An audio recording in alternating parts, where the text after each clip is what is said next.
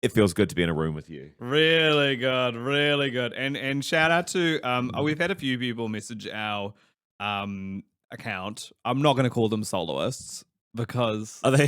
they're complaining about audio quality. And Really? Yeah. Someone said compression peaking. You know, when you listen to your headphones and like you're turning it up and then it's actually too And loud. that for is certain annoying. bits. And that is annoying, and we understand it. But it is- also, but it's not listening only media now. yeah, you can watch this as well. Do you, Oh, shout out to I'm going to shout out another soloist. Just checking our messages. Grace here. Mid-30s is 35 to 38. Only 39 is late 30s. that's beautiful, actually. Yeah. It feels good to be back home. And are you ready to talk about on the main pod? Yeah, absolutely. Your new But after of theme life. song, Yeah, of course. obviously. It's like main bill. Yeah. It is main bill. I think, apparently I was bummed out in the last pod. Who said that? It was a little bit of like checking in. Are you okay? Was this on Brisbane sounds tough. I actually really, on record, I actually really enjoyed Brisbane. And you're allowed bad days. Hey, that's really good of you to say that, Chris. And we are human on here. Exactly. You won't believe it. These two podcasters who seem so slick, professional, like they've got it all together. We are real people and we feel things. Yeah. And I think it's impossible not. And all my love to Brisbane, I found some really cool things there. I think it's impossible not to have at least one sad day on a trip to Brisbane. How many sad days I've had in Auckland? A million. This city is so bad. I used to live here. It's a mental illness. Can I tell you where I didn't have a sad day? Wellington. God, the weather in Wellington was gorgeous. I went for a swim at Oriental Bay. It's almost winter. That's amazing. And then it was reminding me of when we filmed Chris and Eli, Chris and Eli's Born Revolution. Yeah. Chris had a swim in Oriental Bay. This was in July, full winter. He had COVID. Sophie Dalson, who produced the series, was like, you'll enjoy it. It'll be great for you. I was like, I'm feeling a bit run down. She's like, come for a swim in the ocean. The ocean this will revive you. Yeah. Tell you what the ocean doesn't fix. COVID-19. I would like to thank the All Blacks for giving me COVID. Was it the All Blacks? I got free tickets to the All Blacks game. Oh, and I was in that big, like, kind of celebrity corporate box. And so probably not the All Blacks, but maybe Dave Dobbin. Yeah. Yeah. I shook his hand. And he probably gave me COVID in that moment. Cue theme song.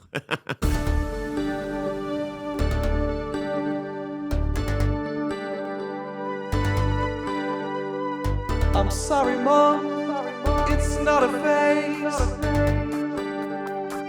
It's the male gaze.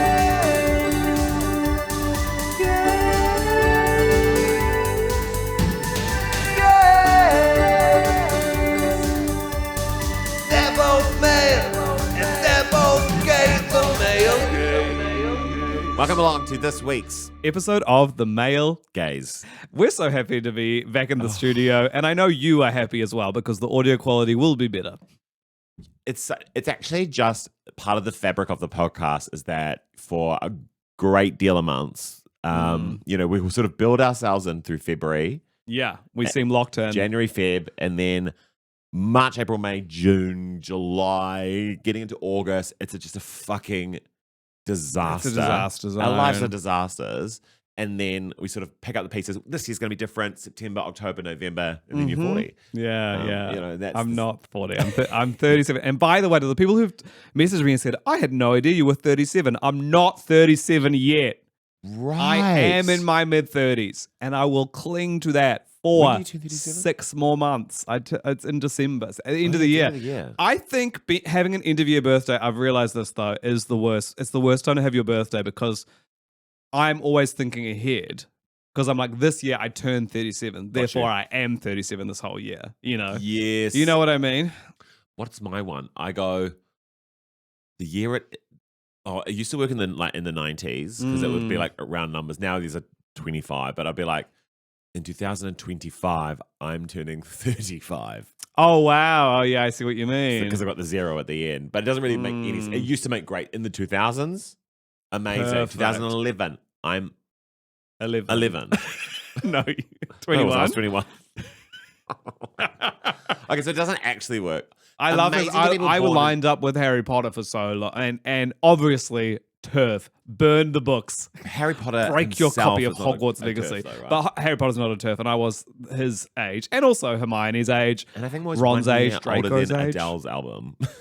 Oh, that's a good one to hold on to. But then she is also like, she released 19 when she was like 20, right? And then Exactly. 21 when she was like 23. But I always relate to when the album comes out. Nice. Okay, so here's the main bill information. So I did in fact commit to getting a dog. This is public news now. This is on Instagram. I think actually weirdly Brinley broke the news. Brinley broke the news Classic, of because course. I hadn't really shared her online. Like I did like one photo of her on stories, but like no kind of caption or comment. And then I was like, Brinley, are you able to look after Margot for like an hour? And of course she did. She's best friend in the world. And she just ran in and like immediately on Instagram was like, this is Margot. This is Chris and Michael's dog. I was like, oh, okay. Beautiful. Yeah. So shout out to Brittany for announcing the dog. And I that feels like... I wouldn't have it any other way. In terms of the storyline of this podcast, which I believe kicked off with you saying you didn't want to get married, you wanted to have a dog ceremony. Yeah. I reckon that was in the early episodes of this show. Totally. And for you to now have a dog and for that dog to be announced by Brinley Stent. Yeah. Who everything's perfect, Yeah. you know? Another amazing she's had in my like an important moment in my life was the rings at my wedding and Michael and I's wedding, and I was like, this ring, like, because they're very similar rings, but they're different. Yeah, and one's got a square edge and one's got a round edge, and you must have quite different finger sizes. I'm thinking. Very different. Like you can't get them wrong. Yeah, and so I was like, this box here, like that was the only job was like. Right hand, Chris, left hand. And it doesn't actually matter, but like, it was so funny. She would have had a meltdown. A complete, like, just completely. She's like, I've got it. Like, absolutely not listening. Amazing. Yeah, so we've got Tell us about Margot. She's a 3-year-old. What's her personality? What's her vibe? SPCA rescue. She's a Papillon cross with we don't know what, but I think maybe a fox terrier, but also a cat. You know, like she's just there's some cat-like little features. lap dog. Yeah, gorgeous. And she, like, I have not had any sleep because she kept me up all last night. So we had to spade her. So she wasn't spayed when we got her. So that's spay her. Spayed. Well, the other term is fix. Like that's I really mean. don't like it. Yeah, so you're broken. So if you can't have babies, you're broken. Well, yeah, I was like, oh, now that's fixed. You know, I was like, are we? Yeah. But I'm sure there's. We've really got to look into these terms that we use around dogs because I'm like, what is that all about? So you know, if you fix a boy dog, you're lopping off their balls. The balls, yeah. If you fix a female dog, you basically give them hysterectomy. So you take out their uterus and their ovaries, and that's a condition of the SPCA. Like if you adopt a dog out, like they have to be neutered. It's such. Can't they just twist some tubes around each other? I know. That's full on. It's so crazy. But what feels so kind of Handmaid's Tale about it is that like it's these sort of two gay men making this decision over this female Woman's dog's body. And you're like, in the year 2025, it just doesn't feel great to be like, we're taking out your uterus and your ovaries. Yeah. Like, so that you can fit into our gay apartment lifestyle. When, you know how you gotta... It's best for her, you know. She's at the dog park. She's on heat. She's going for it. Well, no, they're going for her. Yeah, because if you neuter a male dog, that also has like personality effects, right? Like part of the reason you're doing it. I think it chills them out a little bit. Chills them out a little bit. But with a female dog, is it chilling them out or is it just... Well, she doesn't experience going through heat.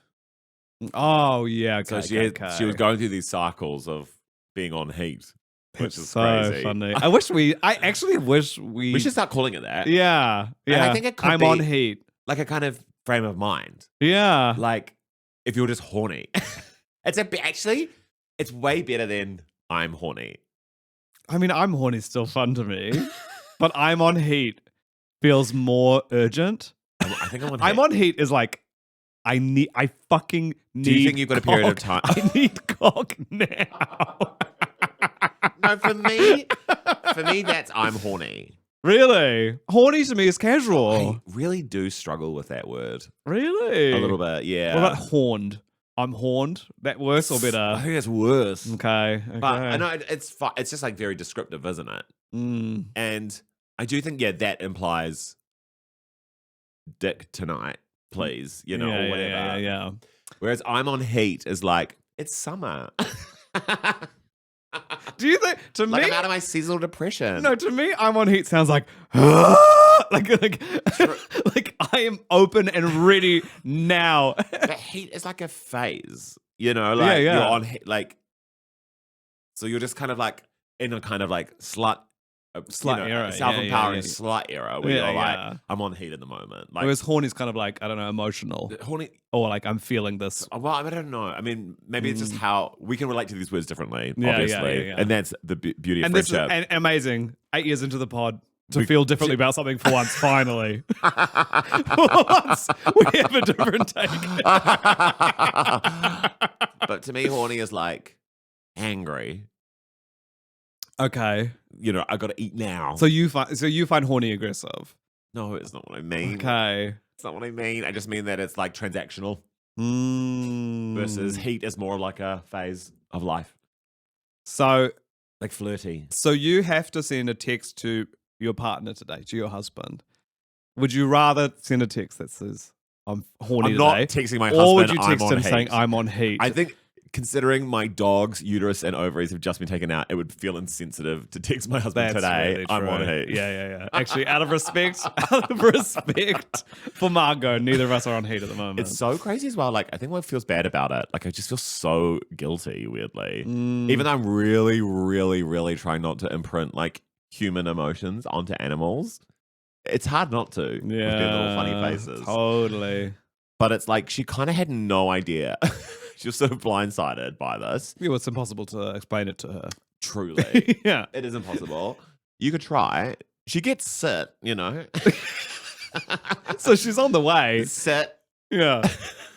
That's an amazing. Hysterectomy. Maybe that is what the rule's going to be, is like you can get rid of your dog's ovaries once she can understand the explanation. Truly. Once her vocabulary. Yeah, enough then it's to- like, and she yeah. consents. She's got the capacity to know, what's happening. So we sort of take her into the SPCA and she's usually like so excited.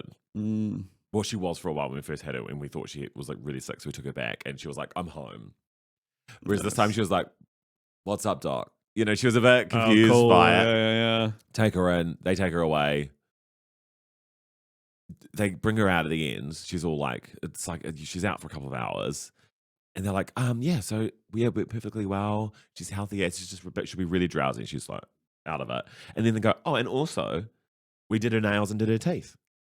And I was like, that's amazing. Imagine getting like your appendix out. She's got gels. Truly. But I'm like, I think that's something that we could learn. Totally. Yeah. You go under a major operation, like you're getting your appendix out, but while you're there, have your teeth whitened. Because that hurt like fuck. Yeah, totally. But we could be under And they do it while the you're UV under. light while you're under yeah. and get your teeth whitened while you get your appendix And out. the good news is hospitals have plenty of staff lying around with nothing to do. So they're going to be so open to doing that for you. This poor nurse being like, they've got tonsillitis, but they also want to blow out. So I'm like giving them I'm giving them highlights. Have you heard about New Zealand's health system? You go in for any operation, you come out really hot. Yeah, because here's the thing. I don't think you're allowed to get like a nose job as well as True. like an intensive surgery. Like it has to Has be to like be related. It has to be something kind of Same body part? like or? balayage or Okay. Oh, I see. highlights or you get your brows done. Like it needs to be brows. Yeah, sort of yeah, somewhat yeah. like aesthetic. Something that you could get done at a mall. Yeah, great. And where's the funding for that? We'll find it. Okay, cool. Yeah. Rattle Chris Luxon's pockets. Yeah, it'll be amazing. I mean, the budget's just about to be announced. Imagine if Nicola Truly. Willis was like, $200 million for... Getting your brows done while you have a major operation. We're adding glam to surgeries. It'd be so funny to wake up and be like, I'm a bit sore, but Wow. they actually killed with these nails. yeah. Get Tanya Barlow in there. Gorgeous. Why did Margot keep you up all night? Why are you not? sleeping? Because she's just like she was coming out of her kind of groggy state. And she was sort of crying a little bit, and then she kept trying to take her cone off. You forget about the cone. The cone's the worst bit. They hate that cone. So when I saw the cone, I was like, oh no, what happened to her neck? But no, the cone is to stop her licking her own wound. bits. Yeah. Her big scar on her tummy. God. That I'm monitoring got photos of. Oh God. I'm all in now. Yeah. I'm all in. Are you loving it? Love it. Like, it's so nice. It's really like, it's an intense shift, but I think it's what Michael and I wanted. Yeah, nice. Was like a sense of responsibility. And God, it's quite a responsibility. Yeah, I bet. But also, we've skipped those puppy years. I can't believe it. That's good. They are really hard. Really hard. Well, only for like Sam's parents got a new dog. Yeah. And she must be a 3 now, but when they first got her, I was like, oh my good. Like, you could not, she would just bite you 24 hours a day. Just bite, nothing. You tell her just like shit nothing on the happens. carpet. Yeah, it's wild. But now she's the loveliest ever. And I would say, Twilight style imprinted myself on her because I am her favorite. And it's wild. Although, here's the bad bit. So, yeah, she always comes to me. She loves lying on me. She's like obsessed with me every time I'm there. And I was like, wow, I really did this. But then Sam's... Wow, I really popped off with this. Popped off with this puppy. But then Sam's little sister brought her boyfriend, who is also another white boy. And then she also loves him. God. And then so it just feels like this dog loves white boys. Has that been a family conversation yet? Yeah. We've made jokes about that. Oh my God. Yeah, I know. Oh, that's really uncomfortable. Iris, yeah. And also she always, whenever me and Sam try and kiss in front of her, she runs up and tries to get in the way. Why are you kissing in front of the dog? Because we're on heat. So maybe we're just in this era now of our lives where we are choosing to make our lives slightly more difficult and impractical. I think so. Like, you've got this big choice to move to London. Yeah. Which is an exciting choice, but it's a challenge. It's a real challenge. It's like, why are we doing this? Because we could just chill. Is this a midlife crisis? Well, we can't call ourselves midlife yet. Although, when does that start? I guess 40s is midlife, right? We're not far off that. Out. So, at midlife crisis, there was something that study that was talking about how like millennials' choice for a midlife crisis was not like to leave their partners and get a sports car, but like was actually to like double down on like domestication and like, because it's something that we've longed for so long that we're sort of like inaccessible to us. Yeah, I see what you mean. I was talking to my parents about this, just about like, it's just so amazing that mentality of like, oh well, that's just what we did. Like you just got married, and when you were 22, and like that was just what we did, and it's like, that is so weird. It's hard to think about. But then maybe that's our midlife crisis. It's like these choices are to like, give us the life that, or like sort of be like level up. But moving to London is the opposite of that. I'm like getting rid of my stuff, living out a suitcase, going across the world. Does it make you really scared?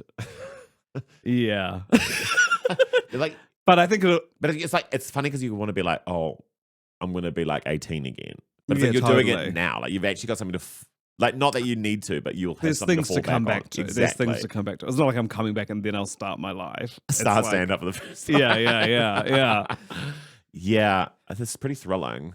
I think you'll probably get over there and you'll just be like, oh, it's just I mean, especially because so many of our friends now truly live there. everyone. Yeah, truly everyone. But you've got a dog, so yeah, that's my choice. Yeah. I think the people that have chosen to live here create an anchor for themselves. Dogs and kids. Dogs and kids are coming up. Dogs and kids or Airbnbs. I've had an ongoing gag. I'm having a midlife crisis, so I'm setting up an Airbnb. I've had an ongoing gag with Becky Lucas whenever she talks about her baby, her gorgeous baby. I will then try and relate to her as if I have an Airbnb. It's like, oh yeah, the sleepless nights are so hard. Like you just like, these bookings come in from Germany and you just don't have to reply. And it's like, and it's such a commitment, isn't it?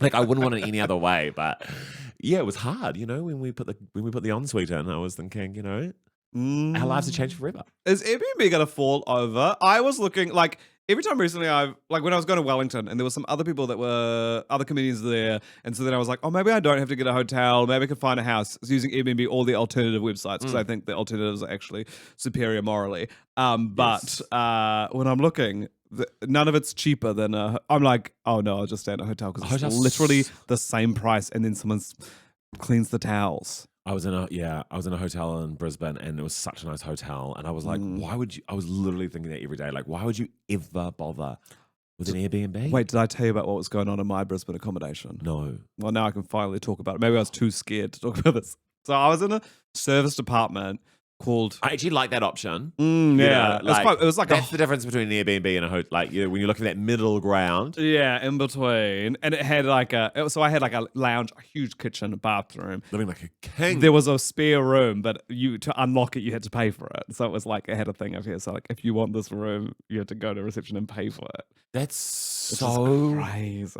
Weird. What situation? Oh, if you're traveling with friends, I guess. Like, it's another bedroom. You thought you get away with it. And then they're like, we sleep on the couch, and then you see the room there, and you're like, "Oh, let's just go down to reception and pay." Yeah, exactly. But here's what's playing into this drama. Good option for my Airbnb. I know. So Sam didn't come to Melbourne or Sydney. Normally he would come over to one of those, but then he had a conference line up in the Gold Coast, so he could come to Brisbane. So it was like, and then it was like, why don't you come a little bit early? Big year for Brisbane. Stay in my accommodation. A lot of the lads in Brisbane, and so I was like, come over, because if you've got accommodation, you can have your partner come over, and it doesn't cost any more, right?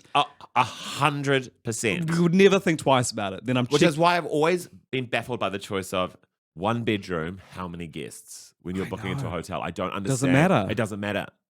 Who I sleep with is none of your it's business. Not your business. Booking.com. Love is love. Booking.com is love. So I'm checking into the Rivers on Oaks, and then they hand me this form, and it's like got a thing to sign about how. And I think this is because potentially a lot of international students are living there because it's quite close to the university.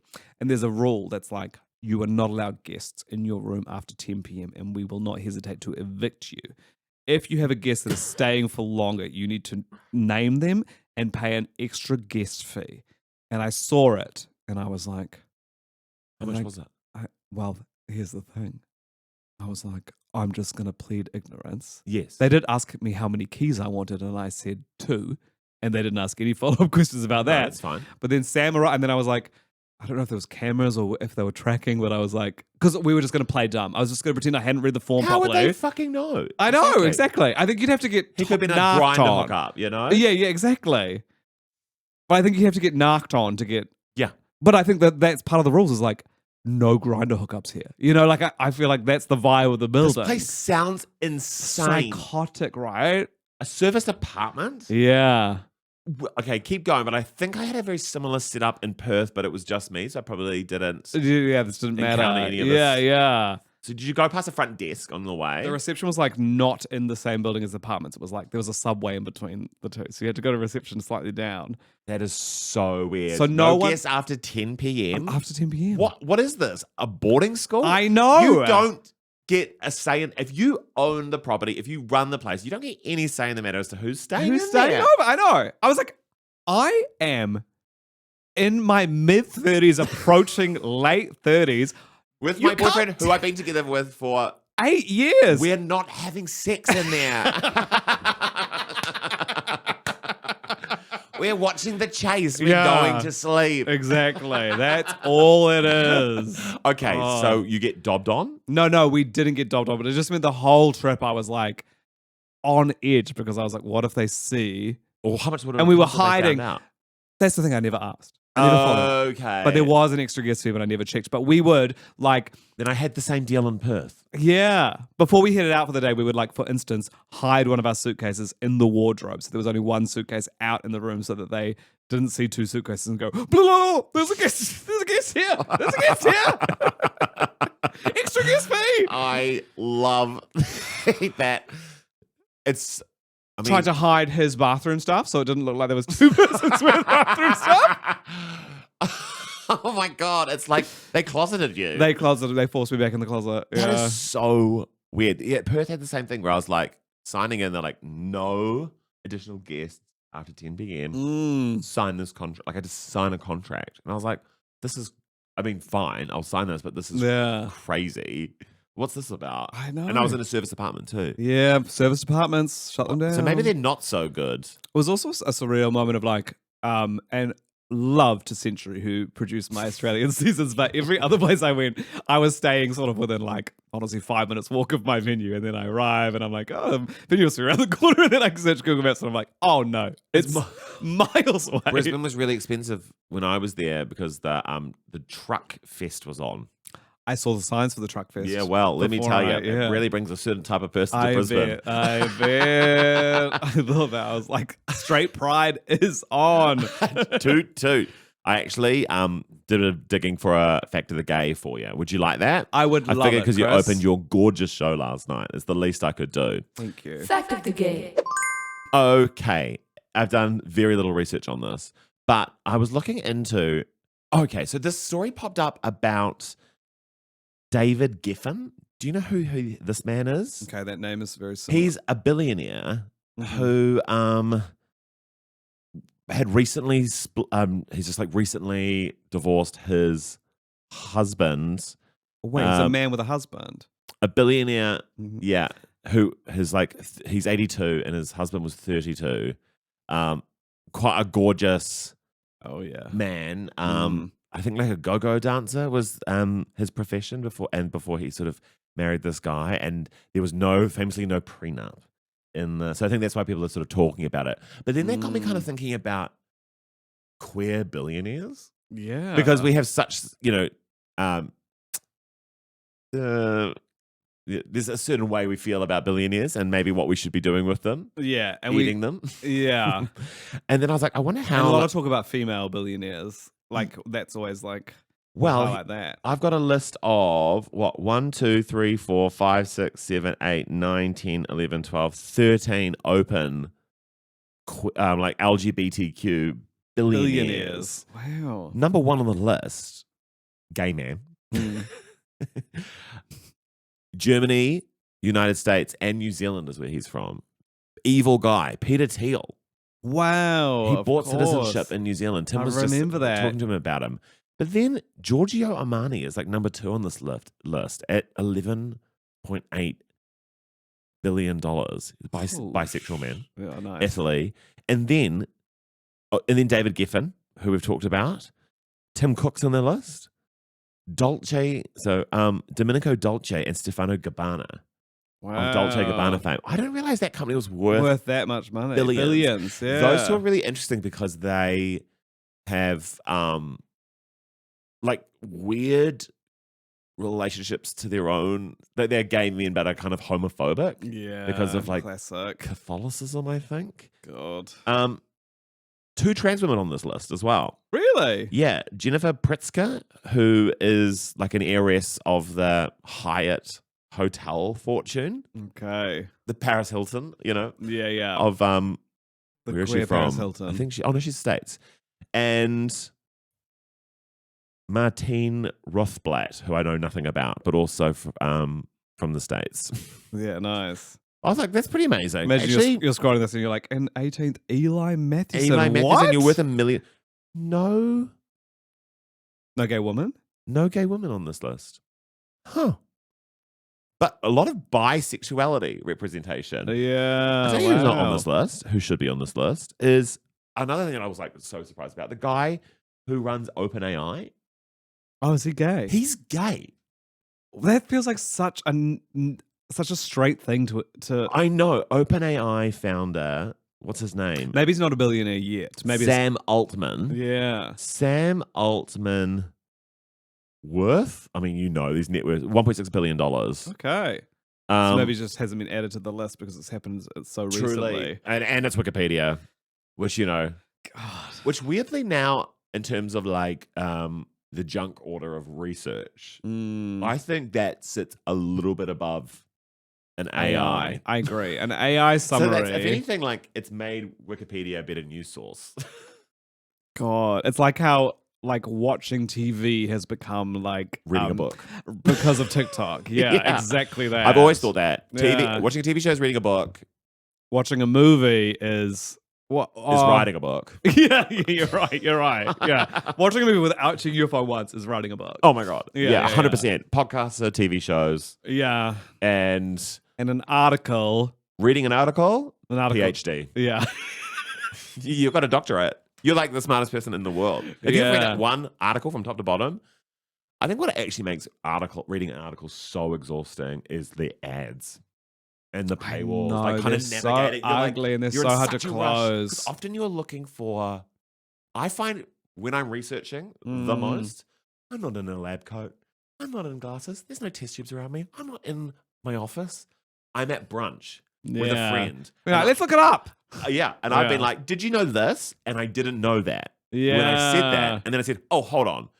While they're engaging with me, I frantically Google search. And then I'm in a sort of hunt for a fact. Yeah. And I'm researching like almost speed research. And it's either the ugliest ad you've ever seen or it's a pop-up that says, please, please give us money.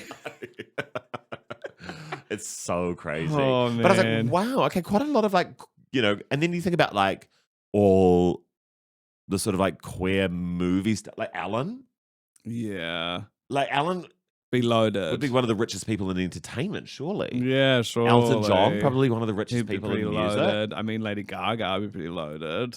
Yeah, right. It's kind of, well, she's an ally. Isn't she queer? Is she queer? Is she queer? She's a bisexual Is she a woman. bi woman? Yeah, yeah, yeah. Oh, I love that. Yeah. Oh, I haven't seen that article. When you do, But now this is you've where got a you'd- PhD. This is where you'd be fact checking this as quickly as possible. Sorry for the bi-erasure of Lady Gaga. What about like Lord's discourse around gender? Gender. And Kind of I interesting. think we're going to find out a lot more when the new single "Man of the Year" comes out this week. A lot of like binding, a lot of play around binding and You know what I found so relatable? When she said her Met Gala outfit was an Easter egg, and then the next day she said, "Oh, sorry, I said that. I don't know." She was like, "I don't do Easter eggs." It just kind of came out. It's so funny. I think what I really appreciate about the cycle of Lord is like, I think solar power, it was like, I'm going to do a very limited amount of press to serve my energy. Yeah. And this whole album's about like being in the sun and staying away from technology. Whereas she's back. Yeah. And she's like, I think I probably have to like re-energize my Instagram, sort of get on TikTok. And she's sort of like, she's doing a lot of reposting on Instagram. must be kind of hard to do that. Like re-engage with that at, how old is she? She'd be 26, I think. Oh, actually, that's fine for her. Yeah, actually, it's so easy. she's No excuses. absolutely allowed to do that. But I do always find, Lord press run is always interesting. I remember when Greenlight came out and she did sort of like carpool karaoke with JJ and Dom or something. I was like, okay, Lord, we're sort of figuring out where we're going to place ourselves. What's the premium interview? What is the call her daddy or whatever of New Zealand media? Do they do interviews on the morning shift? That would be maybe. Yeah. Kim Hill. If you do a Kim Hill. If it was Kim interview, Hill, but it's not Kim Hill that's anymore. huge. Well, no, she's got a podcast now. Podcasts don't exist. Be on Okay. this. Yeah, you're right. Yeah, she does. Right. Do you think it's still Kim Hill? Or Sunday Magazine. I think Brody Kane's getting in there. Kiwi Yarns. Kiwi Yarns. If you're in that green screen, if you're in that green screen studio with Brody Kane, that's getting somewhere. now it's on stuff. Can we? Surely Lord could surely Lord pop over to a quick Kiwi Yarn. It's just you could get your own green screen. Yeah. You Who could was just doing that when they were like? Remember, it was like COVID, and it was like was Alan still going on during COVID? Yeah, it was deep. And remember, because we was at her house, and then that was when you could see like her staff in the background cleaning the windows. No, and it was stuff. Drew Barrymore. Okay, And they like invented a technology they hadn't, where the guests could be in the studio with Drew, but they were being actually like green screened in, but it looked like they were there. It's so And funny. I think that's a lot of her touching is still a COVID response. Yeah, Like she's so close and tactile in her interviews. Yes, because she's like a manic pixie, like dream girl vibe. Like she's so sort of about like humans, and loves like connecting. But also, I think that show set up in COVID, and so she's Yeah, so much of her first period. She's always like, was so being good to have you in here. I need to touch you. God, it's so funny thinking about like during COVID that we were like, we've still got to make TV. All those have you been paying attention? I know, from home. The longest records. I know, and I'm so grateful. I had basically a grateful. full-time job, both lockdowns, great, but also it's so funny because we could have just not made TV for a bit. Totally. Yeah, Totally reruns fine. are like Bring back radio plays. Yeah, plays. Exactly. Yeah, I mean, we did sort of resort back to TV. God, there's a lot of great TV at the moment. I'm chewing through so much TV. Do you watch The Devil's Plan? You ever watch this show? It's back for season 2. It's my favorite show in the world. What is The Devil's Plan? It's this Korean game show where they all live in a house together. Oh, no, not the cooking one. This is where they're doing like puzzles. Like every day they play a new extremely complicated game, and the rules take so long to explain, and then you watch like a nightmare for me, actually. But it's so good. And they're all smart. They're all smart and also celebrities. So like on the new one, there's like a newscaster, there's like YouTubers, there's like a guy who runs like the biggest board game YouTube account. Is there a lounge of commentators who watch it as well? I love that trend in like... No. Yes, because so some of the group will go to prison and some of them will go to the house. Okay. And then the people in the house get to watch the prisoners do the elimination challenge where one of them goes, and they can watch that and Michael, commentate. I just don't watch like we just never go for, and that's not.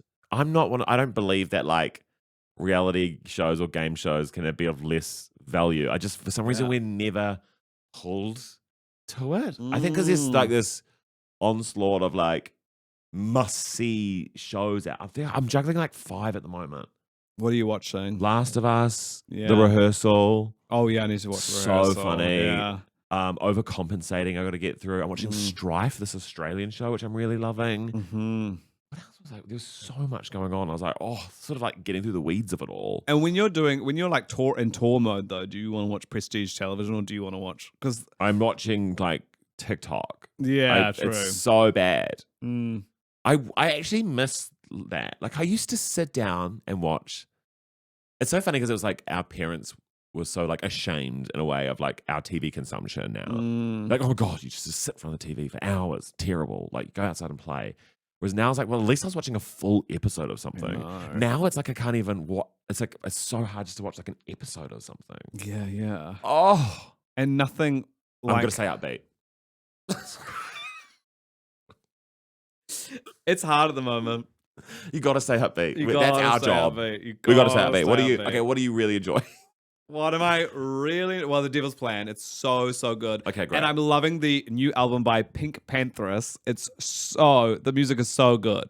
You know when a young person, she all her references are like UK garage from the early 90s. Like I'm like, cool. How did she even get into this music? What was the path? Because she's the producer and she sings. The lyrics are awesome. The music is great. She pulls together crazy samples. It all sounds so cool. Also, the album is 20 minutes, which I love. As soon as it's done, I'm like, well, I'll pop it on again. Whoa. Montalia's put out a 20-minute album last week as well. I'm like, great, 20-minute albums. Love it. Chuck it out. Chuck it out. I do like staying in an album for a while though sometimes. Yeah. I mean, I do love being like, listen to that whole album, but then I find myself listening to it on loop. Yeah, true. 20 minutes is great because it's like the car ride from the gym to here. That's it. That is actually perfect. Yeah. You get through the whole album. Yeah. That's divine. It's a great feeling. I'm struggling with reading at the moment. I've been reading a book that I'm not enjoying for 4 months. I'm so glad you're there too, because that's where I am. Yeah. Oh, I'm watching 4 Seasons as well, that Tina Fey. Oh yeah, I started that. And it's a bit weird, but I think it's like they're trying to get on like a White Lotus buzz or something. But I think it's good. Okay, is that the vibe? I only watched the first episode and I wasn't quite sure. Same group of friends going on 4 holidays. Each holiday is 2 episodes, so we got 8 episodes altogether. And it's like the sort of relationships that have long-term relationships at breaking point. Exactly. Vibes, right? Well, just like and sort of it's they're having a go at like let's talk about relationships in their 50s. You know, what's going on with these people, and it's like. It's a bit like confronting at points, and I was like, "We're not." Michael and I keep sort of looking at each other, being like, "We're not here yet." Yeah. But there's a lot of like, this character's like constantly dragging a book around that he's not reading, and I was like, "Okay, we get it." Yeah, I'm doing that. I'm enjoying it, but it's just I'm reading Rejection, and I've been reading it for a while, and so I think it's a fast read. Yeah, and it's a fun book, but Michael and I made a plan of like whoever finished their book first got to read it. And he had already read 2 books in the time that I'd read my 1 book. Yeah. And then I finished my first book before him. So I got to read Rejection. And he was so mad because he knew exactly what that meant, which is that I'll hold on to that book for 6 so months long, and he will not be able to read it. Oh my God. And now you're reading it with the pressure of him like wanting I'm like, I can feel him wanting to. It's actually good for me. Yeah. But it hasn't helped. I've been reading this fucking dragon book, like this dragon book, which should be easy to read. That's the reason I chose it, because I was like, oh, this will be great when I'm traveling, because I just want something to not even think about. But the book is humongous. So I've been lugging from country to country. That's like when I had the shards. This massive tome. And I want to get back to my Kindle. I love just sleek. Why can't you have it on the everywhere. Well, Sam got given this for his birthday a few years ago. So we just have the physical copy. But once I finish it, I've got the next one on my Kindle. But also I'm like, do I want to read it? Do I care about these stupid dragon people? I don't know if I do. Does it PUO when people say they read a book and they listen to it on an audiobook? Yeah, that's not reading to me. Okay, great. Yeah, when someone's like, I've read 20 books so far this year, I'm like, but how much reading? I do like the idea that you can go like read it like 1.5, like voice memos. Yeah. Do you know what's so bad? There are people in my life who I've just got locked on a faster voice memo now. How many people? There's just a couple of people in my life that talk around the point, in a nice way. Yeah. But I'm like, oh great, let's just like, you don't want to miss anything, but also the meat and bones is probably. I'm like, we'll get what I need to hear listen for this for. But like 1.5 is quite a nice. It's a nice. I think. Let's try do it. 1.2. Okay. So, Chris, how are you feeling today? Really great. And how are you? Sorry, I'm doing really, really good. Yeah. Does it annoy you when I talk over you like that? Yeah, but I'll get over it eventually. It's not too bad. So what do you got planned after the podcast? Well, I'm going to work on my show, and I thought about maybe just popping down to a beach because it's sort of a nice sunny day. Just to sit there, not to swim, but just like sit and run over my show. Not swim there. Yeah. That's pretty good. I listen back to my show now. When I record my show, and then when it's especially early days, I do try and listen back to it every morning. But I bump that up to like 1.75 speed because I can't handle. Yeah, I'm just like I need to do it, but I want to get through it fast. But then I'm worried that is that impacting my delivery of the show. Yeah, because you're gonna. I have noticed you. God, a Queen of the Week. Queen of the Week. It's so hard with Queen of the Week at the moment because I feel like all I've got are like douche canoes, as I believe you wanted to call them. It's like there's so many people that I'm like, well, they're right for a kick-in. Yeah. But I do like that we're trying to find someone to uplift. Yeah, we got to find someone out there to uplift. I mean, everyone who protested outside Parliament, even though that vote was delayed. Yeah. So now Te Pāti Māori can contribute to discussion on the budget, but everything that's going on in Parliament right now makes me want to leave, and I will. We're going to keep it up. To a country with a healthy Parliament, the United Kingdom. We've got to keep it up, but yeah, he's so spineless. He's a pathetic little bitch. Just like 5 minutes of my show. Now it's popping off about Lux. He is so... Sorry, we're just going to go on for a second, but he is so pathetic. Like, it's ridiculous. It's this kind of like, well, I'm just talking sense here, rationale. He's such a kind of like dweeb, like he thinks he's being so like we've got to have rules. We've got to have rules. We've got to have rules. I was like, okay, sure. If that's the fight you want to have, then it's like there are many rules. Yeah.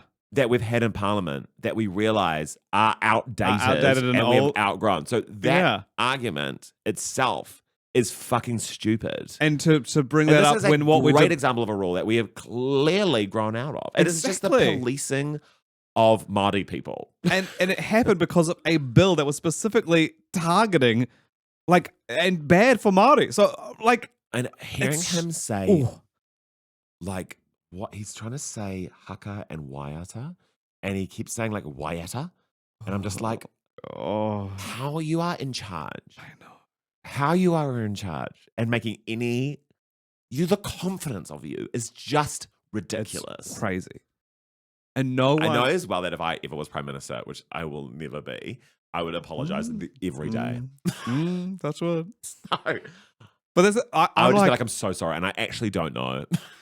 I just hope he knows somewhere. I'm like, even within his own parties, I think people don't think this is the guy who's going to be the best leader. I think they just knew that he was going to be the straight white man that was appealing at that moment. Like that's why he's in that job. Yeah, he's like a silencer or like a sponge. Like he sort of like just a placeholder, absorbs all this like nonsense, and then like he is the human embodiment of an ellipses.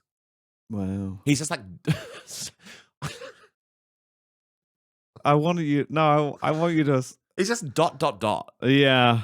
That's all he is. Literally has never said something of value. There's the no entire question time. mark to the man. There's no exclamation mark to the man. Yeah. There's no full stop He's to the just man. filling time. Truly a dot dot. Yeah. And getting walked over. And I'm going to walk up to him one day. If I ever see him, you bet I'm going to walk right up to Christopher Luxon, Prime Minister, and say, "You, sir, are the human version of an ellipses."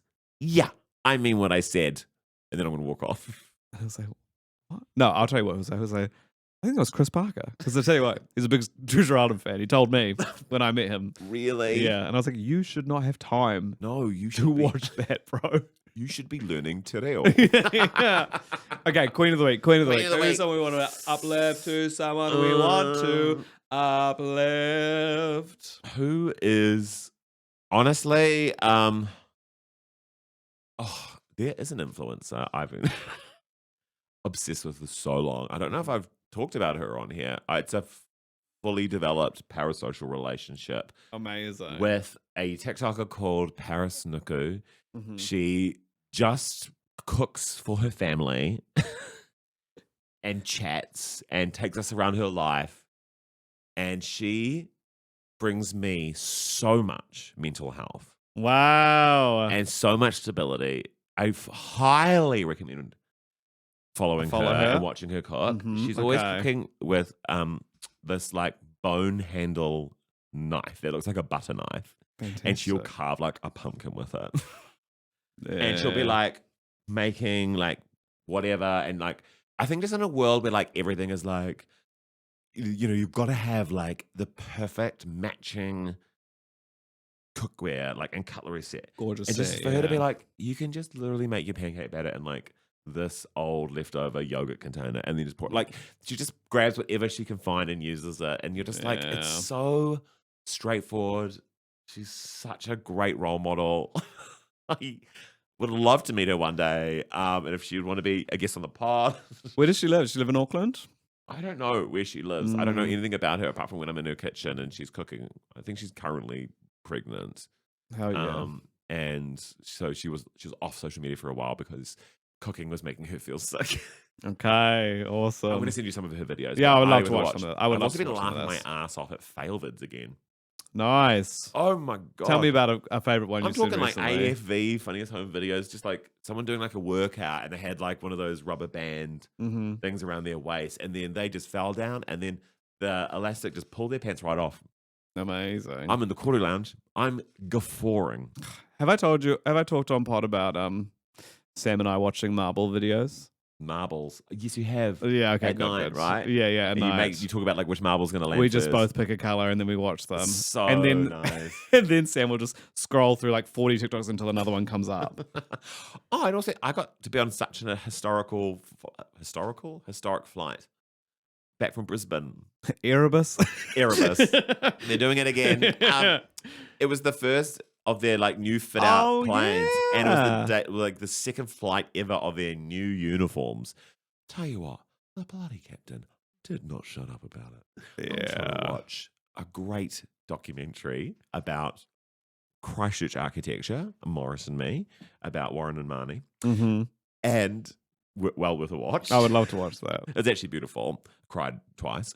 And every like 20 minutes to be like, and just another special announcement that this is a very amazing flight. And the CEO of Air New Zealand was on that flight, just handing out your vegetarian macaroni and cheese. Greg Foran. Yeah. Isn't he about to leave? Yeah, he was doing like one last flight. And he Oh, was yeah, working yeah. on the flight I was That's- on Wow. Like as a flight attendant the whole time? as a flight attendant the whole time. Amazing. How was the plane? So is it a brand new plane? No, Or they've old plane, but it's got its nails and done. Okay, nice, Yeah. nice. And what did you think? Bigger screen, liked it. Nice. Yeah, pretty cool. Yeah. But that's about it. Felt exactly the same. I have felt hard done by in terms of like they did this big new uniform announcement. Feels like, I don't know, a year ago. Yeah. Huge photo shoots every now. This is what they're wearing, and then I'm hopping on all these flights. I'm like, okay, same fucking hideous waistcoat. Well, you got to be flying back from Brisbane to see it. I've seen it in the flesh. Okay. And I tell you what, kind of looks the same. You don't really notice it. Yeah, I don't think about it at all. No. What do you think about Hayley Sproul said to me, they were doing the hot cross bun popcorn. She was like, don't get that. It's disgusting. But then the next flight I was on, I was like, I want to try it. It rocked, Hayley. It was yummy. It makes sense. Mr. Bug's popcorn is yummy. Cinnamon. Yeah. You could kind of taste Raisins? sultanas, but it didn't have sultanas on it. Like the hot cross bun flavoring was real. And I love the lemon meringue one as well. I'm a huge fan of the variety of snacks on the... I like the cheese puffs. I like the pea snacks. I'll tell you what you'll love about that on the new Air New Zealand plane. This has become... We This is an actually ad. have to stop. But I'll just whisper... I'll tell you back behind the paywall. Okay, we'll keep it backstage. We'll keep our praise and love for Air New Zealand. If we're lining the pockets of Air New Zealand, they will be lining ours. That's been the male gaze. That's been Eli Mathewson. And that's been Chris Parker. Come and see our shows.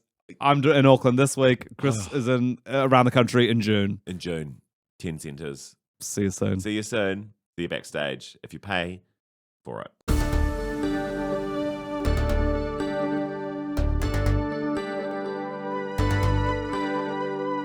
I'm sorry, Mom. It's not a phase.